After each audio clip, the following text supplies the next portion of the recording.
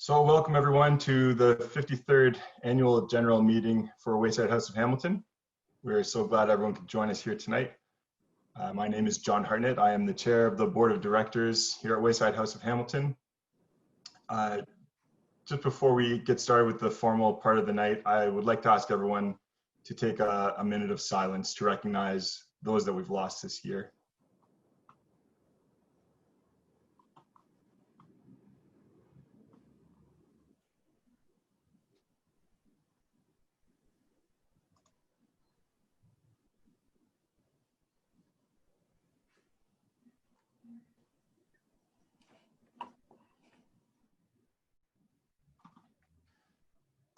Okay, I'm just going to run through a few technical considerations for tonight.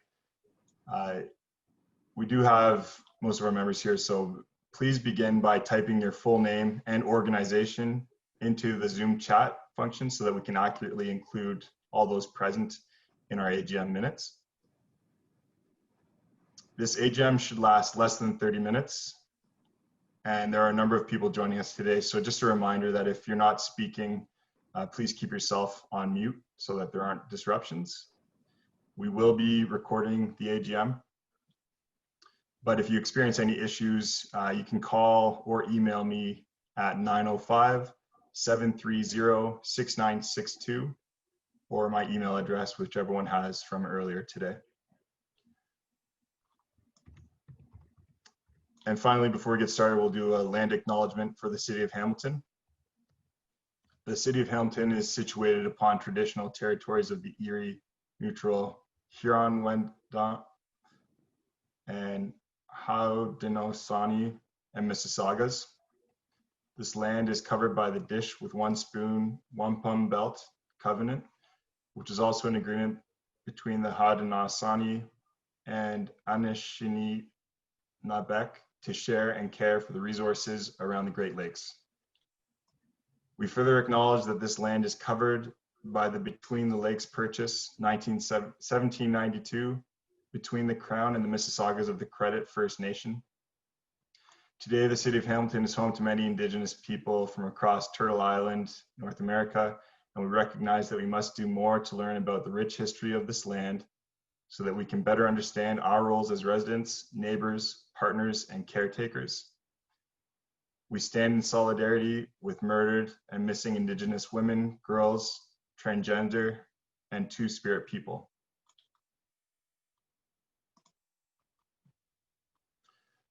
So I will declare that Joseph Temporelli will be our recording secretary tonight, and he's going to monitor the chat for votes and motions. So Joe, if we could get confirmation from you that we've reached quorum and how many members we have here tonight. We've reached quorum, John. We have 5, I believe. Renee, Kang, Derek, myself, and Ryan McHugh. Oh, and Anthony, so 6. Sorry, John. Okay. So our quorum is 51% of members entitled to vote according to our bylaws, and we have reached more than 51%. Therefore, we can get started. Okay, so it is my pleasure to call our AGM to order. And I will move very long. Formality, I mentioned to the voting members earlier. We'll just make motions and second motions via the chat. And if we need a vote, you can vote in the chat by typing in favor, opposed, or abstain from votes, and Joe will tally those up for us.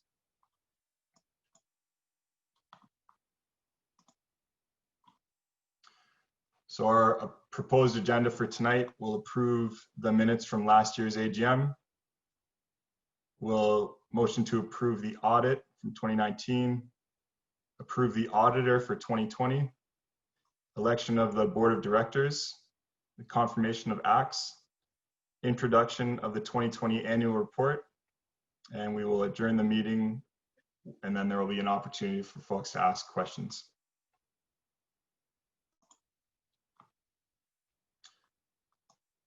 So we'll get started with motion 1. May I have a motion to approve the agenda?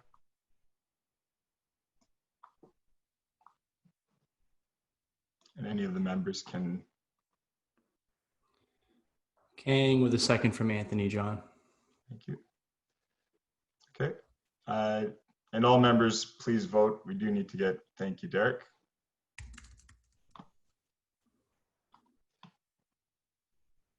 Regan had distributed the 2019 AGM minutes previous via email in advance of this meeting. Were there any questions, comments, or corrections about last year's AGM minutes?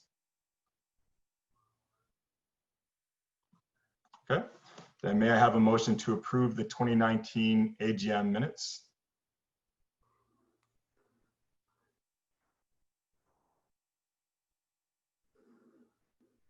And a second. Thank you, Derek and Kang, and can all members please vote?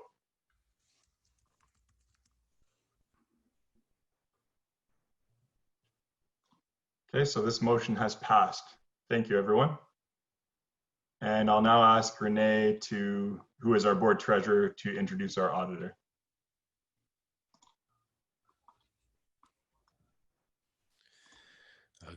Good evening, everyone. I would like to call Walter Williams, our auditor with Vine Partners, to present the auditor's report. Good evening. Thanks, Renee. Taking a look at the financial statements that are included in your annual report. Just very briefly looking at the actual audit report. Every year we have a qualification, but it's a standard qualification for the fact that you are generating revenue through fundraising activities and donations, and therefore there's limited ability to audit such revenue sources for completeness. This is nothing to worry about. It's a standard qualification in an audit report for a not-for-profit or charitable organization. I want to be sure that everyone understands that that is not indicative of any issue or problem. Looking at the financial statements, first of all, I want to say that the outside firm that you brought in to do bookkeeping did a very good job, and we found it to be a pleasure to work with them in preparing the year end, as well as the finance committee, Renee and Reagan as well. Very well run organization, as I indicate every year, but it certainly is good to repeat good news. When you look at your financial statements, you can see that we had a very good year operationally. We had revenue well in excess of expenditures to the tune of $203,000. A lot of that is attributed to a significant increase in donations, of which there was a significant donation made to Wayside House during the year that is now reflected, obviously, in your revenue total of $223,000. As always, I look at how Wayside House is being operated, and as I indicate every year, it is my pleasure to say with a great amount of, I guess you could say, pride, that as a charitable organization, it's a privilege to be working on your records, because you guys truly treat every dollar as a sacred resource, and you are very prudent and efficient in your expenditures. You will see in your statements that we break out your total asset position into operating fund, capital fund, and reserve fund. And the capital fund contains deferred revenue of $245,000, which will be amortized over the period that the funds were expended on capital purchases. And quite frankly, the organization looks to be at the conclusion of March 31st, 2020 in a very healthy and stable financial position. Don't think, unless there's some specific questions, we've reviewed the statements with the finance committee as well as the management letter. I don't believe at this time there's anything else that I want to raise, unless someone has any specific questions.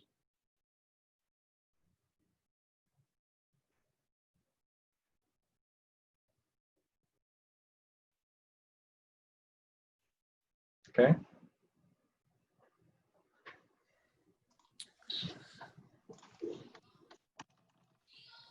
Great.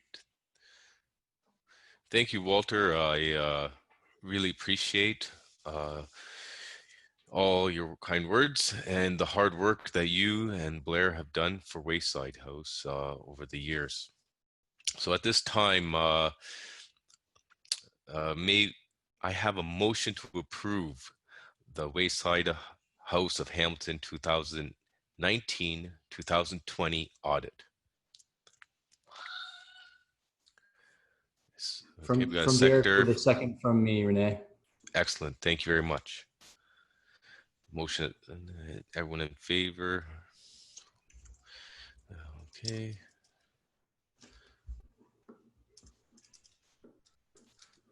Okay. That's all in favor. Okay. Great. So the motion has passed. Thank you. Next, I would like to make a motion that the firm Vine Partners be appointed as auditors for the 2020-2021 fiscal year.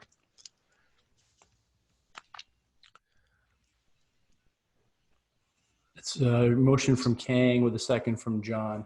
And if we could all vote, please. Vote.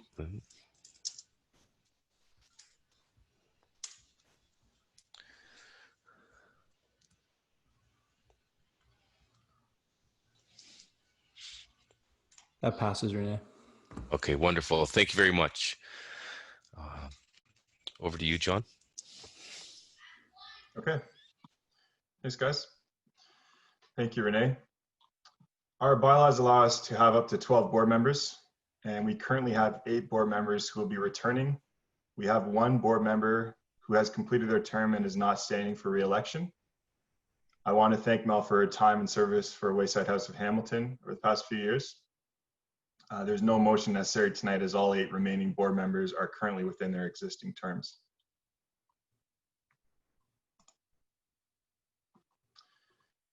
Okay, so next I'll just read the confirmation of the acts.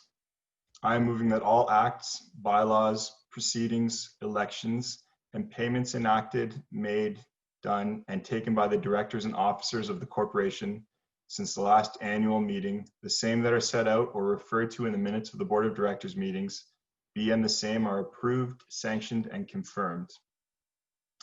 And I didn't put the note on the screen, but I'll get someone to second that.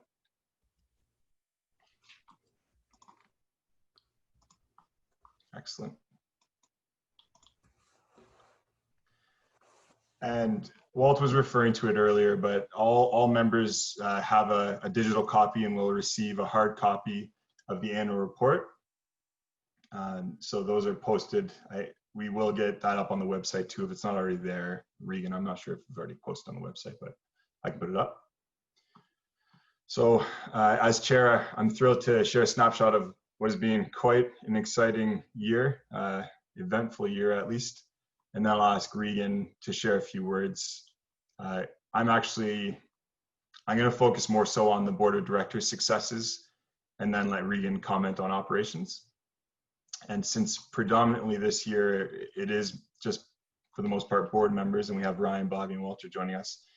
What I'm going to do that I don't often do is take a look back with the cohort of directors. So a few years back now, more or less the same group of board members made strategic decisions to actively develop our fundraising strategy for Wayside. And we set a stretch goal of $100,000 in that first year to raise. And I think we just made it over that goal. I think we landed somewhere around the $112,000 raised mark. And Ryan, you were a strong influencer on that number. But at that time, to this group, that seemed like a huge number. And I think we all surprised ourselves. So an analogy that I heard recently that I liked and thought I would draw on for this year's little presentation is that at that time we planted a sapling, and funding just 2 or 3 years ago was almost strictly operational budget coming from the LIN or the ministry. And there was significant concerns within the board that we wouldn't be able to maintain our staffing model or even keep our doors open should the funding from the province remain flat or worse, begin to diminish. So fast forward to present day, and we've continued to raise significantly more funding year over year between grants, in-kind gifts, facility restorations, our first annual walkathon, and we have a second coming up in October. We have the brand new kitchen and dining hall for the clients, and trauma-informed programming with a stocked supply of paid booklets. We began promoting Wayside outward into the community, growing branches of this tree, reaching further and further with every contact we form a relationship with. Now, in light of this year's looming shadow that would be the COVID-19 lockdown, the board decided to invest time and some of the board's reserve funding into hiring out Kathy Mann and Associates for some special project work. And they've helped us to develop a fundraising plan and a case statement. And I think I shared feedback with Kathy that we're all very pleased with the work that we've seen from them so far. We're currently looking into next steps with them to further grow out our fundraising capabilities for Wayside. But I just wanted to share with the group that I'm truly proud of the work that this board, this cohort of board members has put in and the results that we've accomplished over the past few years. I think our little sapling has taken root, and we're well on our way to maturing into a strong oak tree, as you see in my picture here. Looking forward, we'll continue to dig our roots deep into the ground to ensure a solid foundation is in place that allows us to grow. And we'll continue to reach out to our community members and hope that they can help us with organic growth as the positive news of Wayside spreads across Hamilton and across Ontario. It's good that Bobby and Ryan are here tonight, because I do want to thank sincerely our staff for their unwavering efforts, especially through this year that was presenting more challenges than ever. They are the strength of our organization and the reason that we earn that resounding applause from clients and community members. The board is working hard to ensure that you feel safe and secure and that you know that you're valued. Regan, our CEO, you're the backbone of Wayside. Thank you for everything that you give to this organization and our clients. And my fellow directors, I want to recognize you all for the outstanding work that you've been doing to get us to where we are today. I hope you stand behind our commitment to succeed for the men that we serve. It's my intention as chair and as a member of this board of directors to ensure that we're successful in achieving the goals to increase our capacity and to help reduce the provincial wait lists. These men come to us in a desperate need of healthcare services, and they deserve respect, they deserve our best efforts, and they deserve the quality care that Wayside provides. Regan, I'll ask you to share a few words. Sure. Thank you very much, John. Thanks for those well thought words to the board, the staff, and of course to myself. I really greatly appreciate that. My words are basically limited or short. I do want to take the opportunity to thank people, and I think this year of all years, I really have taken the time to thank my leadership team within the board, but also with Ryan and with Bobby. I don't think I could have pulled any of this stuff off in the last 6 months without that continued and unwavering support. So that needs to be said. But I also need to recognize the clients. This year has been a difficult year for our clients, as it is for most years for our clients, but this year in particular. And I think how they were able to be resilient and pull forward and not complain and come up with solutions and work with us. We've been able to keep our doors open through this entire period, which I think is phenomenal. And it's being recognized provincially. In contacts that I've had provincially, it is, people have taken note, especially with some of the leadership team within Hamilton. So I think that's a testament to all of us, but also of course to the clients. The board, of course, I always want to thank you, John, the leadership. I couldn't do what I do without your support, knowing that you're there to back me up, answer questions and to give me guidance. Without that, none of this again would be possible, and it makes my job a lot easier knowing that you were there. To recognize, because he's here tonight, it is Walter through Vine Partners, Walter Williams. But you and your team with Blair really make the financial pieces easy for me, and it makes it understandable and work well. You mentioned, Walter, the amazing support that we've been able to receive through Thrive Group. Thrive Group through Steve Shear has dedicated his team of Saud, Brenda, and Ellen to work with myself and with Bobby, and also with Walter's group as well, to assure that we are providing responsible finances and reporting responsibly. And I think that that's something that I've always strived for, to be transparent and clear with all of our finances.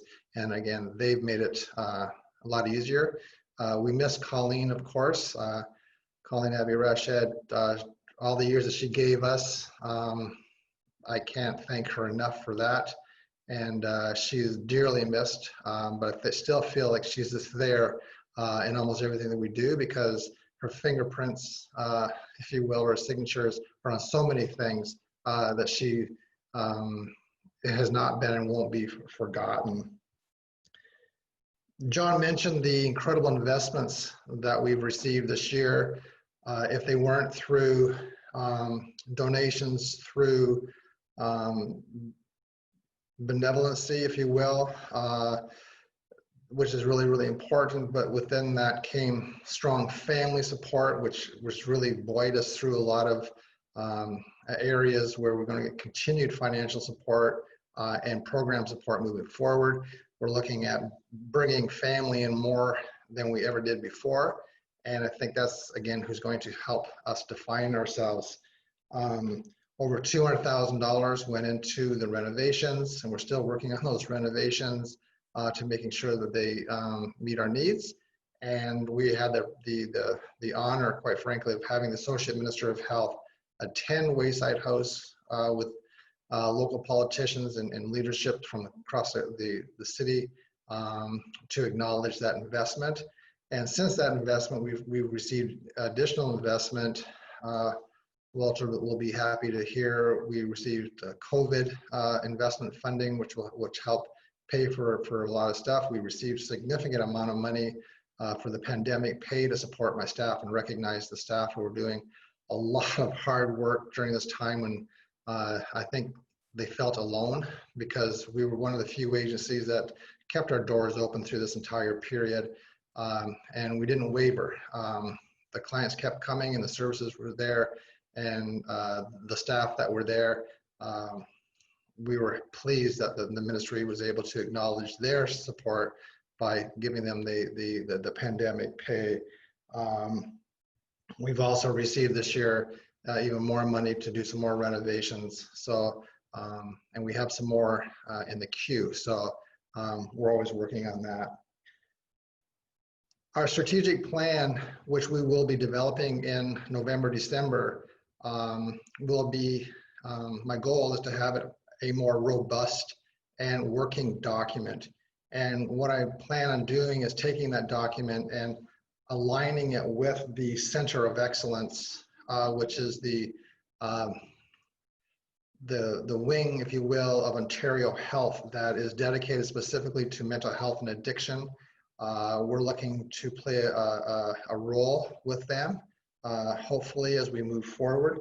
But if you look at what their 4 pillars are, we want to align our services to that. So the 4 pillars are to improve quality. And so with our quality plan, we look at having that, again, detailed and lining with Ontario Health, with the existing LIN, with the Ontario Health team, the Hamilton Health team in Hamilton, to develop quality plans that line up and give us indicators and evidence to continue the work that we're doing.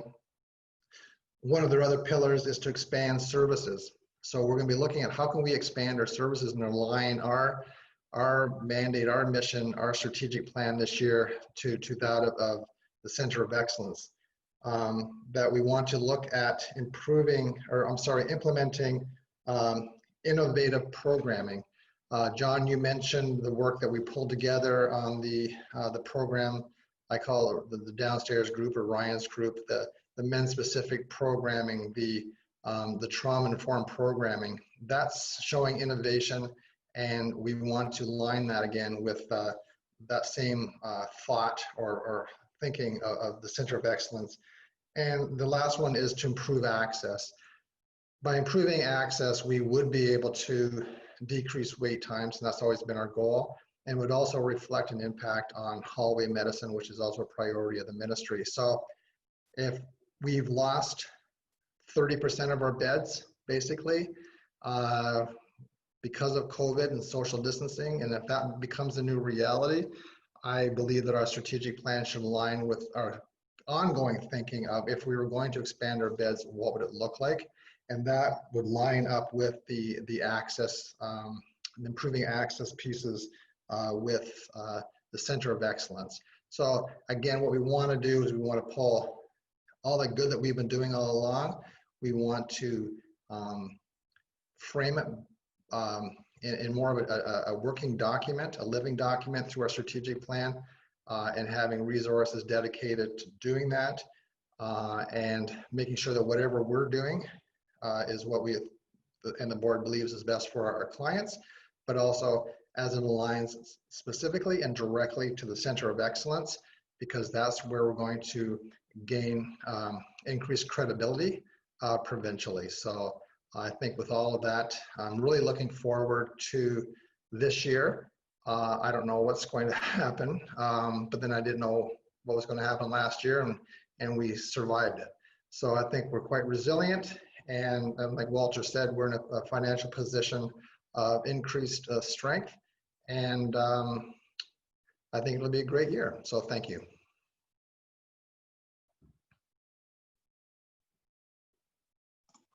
Thanks, Regan.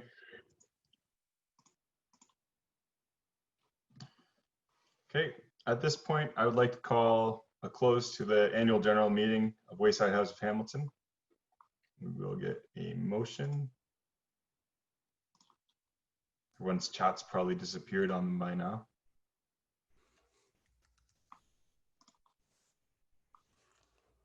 You got Kang and Derek, John. Okay, carried. So that wraps up the official portion of the AGM, and we will officially adjourn the business meeting and move on to, there's not really a presentation, it's more closing. So we'll open up the floor to any questions that folks may have at this time. And of course, you're welcome to call and email the board or Regan as well.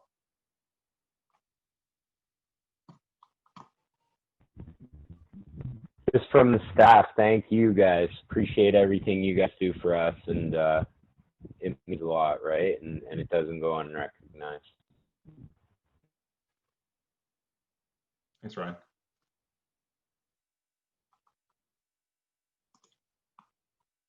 Okay, thanks everyone. I think we'll stop the recording now.